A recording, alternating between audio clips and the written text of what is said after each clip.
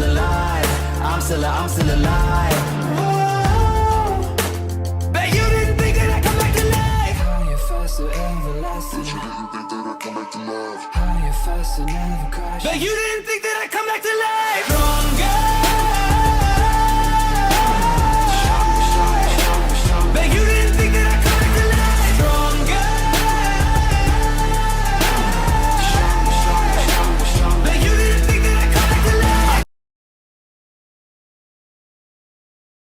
For anyone who thinks recent US history has never been as crazy as it is right now, allow me to present to you the 1960s. Extreme cultural division, major political assassinations, and the closest the world has ever come to nuclear apocalypse. Shocked by the CIA's intrusive methods for putting down socialism in Latin America, a certain Fidel Castro met with a certain Che Guevara in a bar in Mexico City, and the two of them decided they should grow some awesome beards and overthrow the Cuban government, which is exactly what they did. Cuba had been America's summer playground, and America didn't like seeing a communist regime being set up in its own backyard. So the US immediately began training up Cuban exiles to invade Cuba and overthrow Castro. However, as the day of the operation came closer, Kennedy wanted to conceal any US involvement in the plan, so he massively scaled back American air support, and as a result, the Bay of Pigs invasion was a humiliating defeat for America. But Castro felt there was still an impending US threat to his regime. Meanwhile, in the Soviet Union, Khrushchev had a lot of medium-range nuclear missiles that couldn't reach America, but they could if they were positioned, say, on an exotic Caribbean island off the coast of Florida.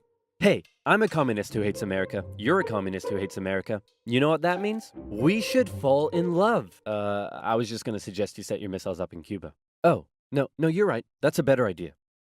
Be still, my beating heart.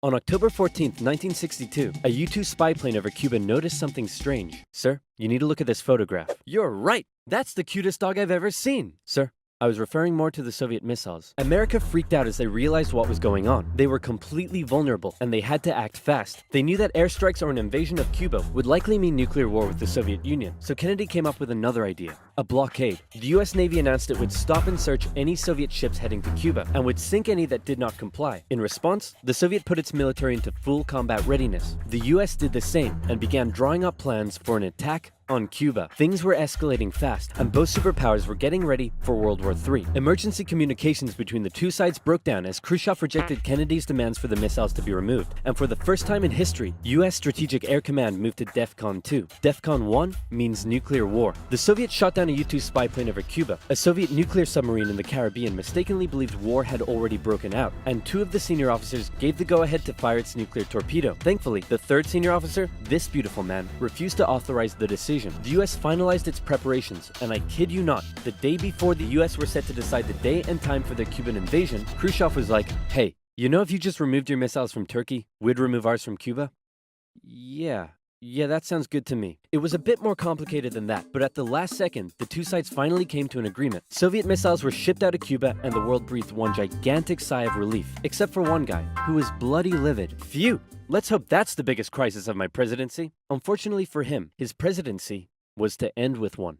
Having nearly blown up the planet, a few changes were made. First, the superpowers agreed to a limited test ban treaty. Secondly, the Soviets ousted Khrushchev and replaced him with Leonid Brezhnev, who was a kisser.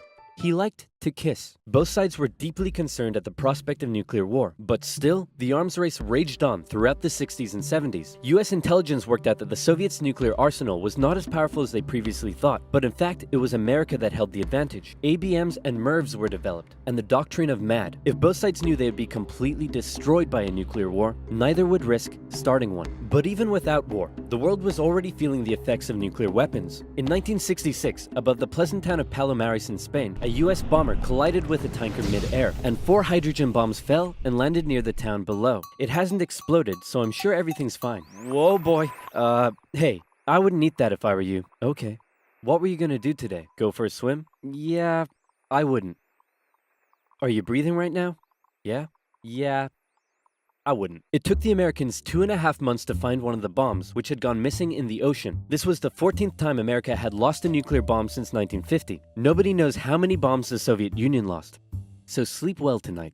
After Kennedy's assassination, Vice President Lyndon B. Johnson took over, and he inherited a developing crisis in the East, Vietnam. Back in the 50s, the Vietnamese had kicked their French colonizers out once and for all, and the country was divided into two. In the north, a communist regime, and in the south, an anti-communist regime. Both were led by very sweet-looking old men, but don't let that deceive you. They were both ruthless dictators, and both dreamed of reuniting Vietnam under their own regime. So the north established the National Liberation Front, also known as the Viet Cong, to carry out a campaign of guerrilla warfare in the south with Soviet support. The US sent advisors to help train the South Vietnamese to deal with the threat, but President Diem's brutal policies pushed more and more South Vietnamese to support the Viet Cong. And over the next decade, the situation escalated to a breaking point. America feared the domino effect. That is, if South Vietnam fell to communism, would Cambodia be next? Then Laos? Thailand? Burma?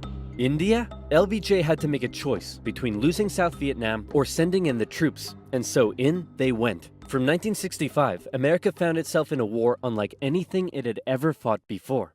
Let's play Spot the Viet Cong Soldier. Did you see him?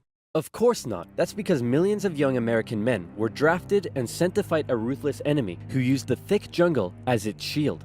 It was nearly impossible to tell where the enemy was, or worse, who it was. And as a result, the civilian population got caught up in the brutal crossfire. The city of Saigon found itself under regular attack, and America launched a bombing campaign in the north during Operation Rolling Thunder. The Viet Cong used the Ho Chi Minh Trail running through Laos and Cambodia to supply the campaign. It was a long and brutal war, and I could never do it justice in this video. But in terms of the Cold War, Vietnam was probably the biggest of many global conflicts that signaled a turning point.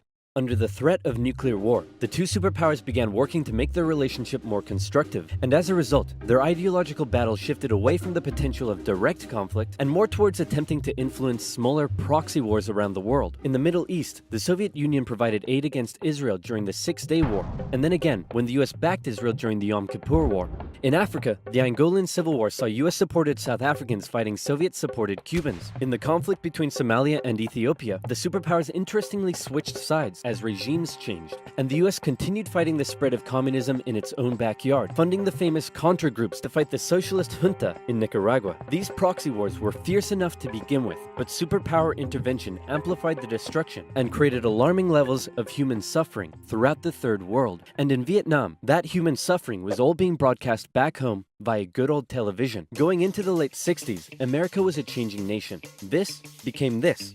This became this. And this became this. The new slogan that was taking root: make love, not war. The majority of Americans did not approve of Johnson's handling of the Vietnam War, and in 1968, a silent majority elected law and order candidate Richard Nixon. As the Vietnam War appeared to be increasingly unwinnable, and public opinion turning increasingly sour, Nixon made the decision to begin bringing the troops home, and ended US involvement in Vietnam by 1973. 2 years later, the South fell.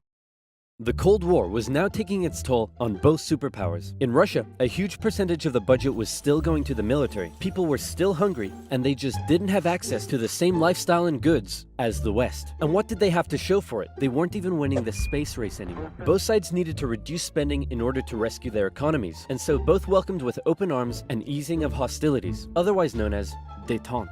To improve relations, Nixon became the first US president to visit Moscow in 1972, and Brezhnev returned the gesture a year later. A number of treaties were signed, including the 1972 SALT agreement that limited nuclear weapons. Relations with China were even improving via ping-pong diplomacy when the US table tennis team went on a tour of the People's Republic. However, internally, China was still pushing anti-capitalist propaganda, which led to some mixed messages. Nixon even visited China in 1972, and it was a barrel of laughs.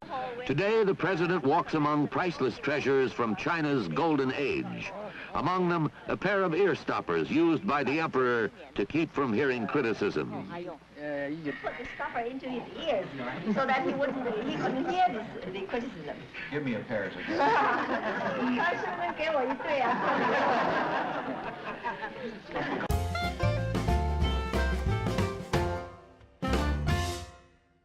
Everything was going great for Nixon, until it was uncovered that back home he was being a very naughty boy and violating constitutional protocol. I'm announcing today my resignation as president, and I'm passing the office to my vice president, Gerald Ford. Wow, you mean in America that people can actually remove their leader when he breaks the law? Why not just rule by force? Where's the corruption? And my first act as president is to pardon Nixon. There it is. After the whole fiasco, Americans decided what they really wanted was just a nice, safe guy who wouldn't cheat on them. So they elected Jimmy Carter, and the two sides met in Vienna, where they signed yet another strategic arms limitation treaty. It's an honor, Premier Brezhnev. Likewise, President Carter. Please don't do that. But that's not to say there was no longer any tension between the two sides, because there was. Heaps of it. Once again, the Soviet Union put down further attempts at reform and rebellion in the Eastern Bloc. The Euro missile crisis saw new and improved classes of intermediate-range missiles being deployed in Europe. In 1979, the Soviets thought it would be a good idea if they had their own Vietnam and invaded Afghanistan to prevent a US-sponsored Islamic insurgency. And in response to these various crises, Olympic Games were boycotted. Conservatives were concerned that US policy had become too soft, and in 1980, they decided they wanted a president who would be tough on communism, so they elected Ronald Reagan. And Reagan came in guns blazing. Concerned at the Soviet Union's human rights violations, he made a speech calling them an evil empire. And he also wanted to renew the arms race using technological advances in computing and lasers. He came up with the Space Defense Initiative, also known as Star Wars, which was basically a big defensive anti-nuke shield around the country. But a lot of people thought it was a pretty dumb idea. The Soviet Union perceived this shift in rhetoric as the USA getting ready for war, and they were feeling especially threatened as their relationship with their communist ally China had broken down. Relations took a big hit in 1983 when the Soviets shot down a Korean airliner that had strayed into their airspace, and it looked like the world was going right back to mid-20th century Cold War tension. But then Brezhnev got really old and died, and was replaced by this guy who was really old and died, and was replaced by this guy who was really old and died, and he was replaced by Mikhail Gorbachev. Coming into office in 1985, he was the real game changer. His philosophy differed a lot from previous Soviet leaders. He felt that the reason the Soviet system and economy was struggling was that it didn't allow the Soviet people to find satisfaction in their work, because they weren't allowed to speak freely and lived in fear. Gorbachev wanted the Soviet people to be happy, but unlike previous Soviet leaders, he actually made the change happen. Within the first couple of years, he began the political movement for more openness and transparency, and the restructuring of the Soviet political and economic systems. And change very quickly took effect. People could criticize the government, they could enjoy Western pop culture, the media interviewed Margaret Thatcher, but most importantly, the Soviet people could now enjoy Pizza Hut. All hail to Gorbachev. He also knew that the arms race needed to end in order to rescue the Soviet economy, and a positive relationship with the West must be established. Constructive dialogue reopened and resulted in the INF Treaty, which saw all intermediate-range missiles eliminated, which was huge. Reagan's tone towards the Soviet Union began to soften, and things were looking up. But what would these reforms mean for the Eastern Bloc? For decades, the Soviets had been brutally suppressing any attempt at change. Now,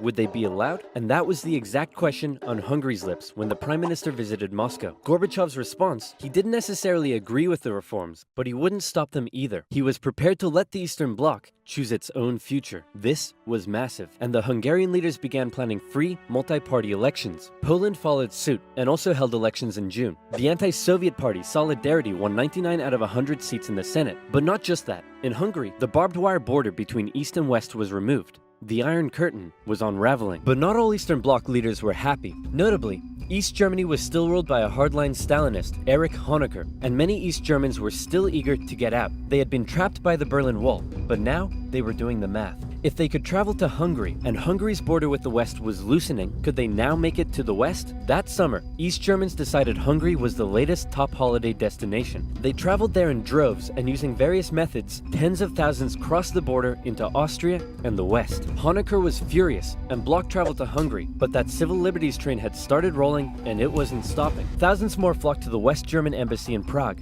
where they stormed the fence around the embassy gardens, and a temporary refugee camp was set up. In September, deals were struck to allow the refugees to travel west via train. Back in East Germany, the people were running on a civil liberties high, and they wanted their next hit. Dissent was growing. Over time, demonstrations turned to mass protest, with plainclothes secret police officers doing their best to put down the dissent, but it had grown well out of their control. And worse, the biggest demonstration was yet to come. We're gonna put all of this down by force. Right, guys? Guys?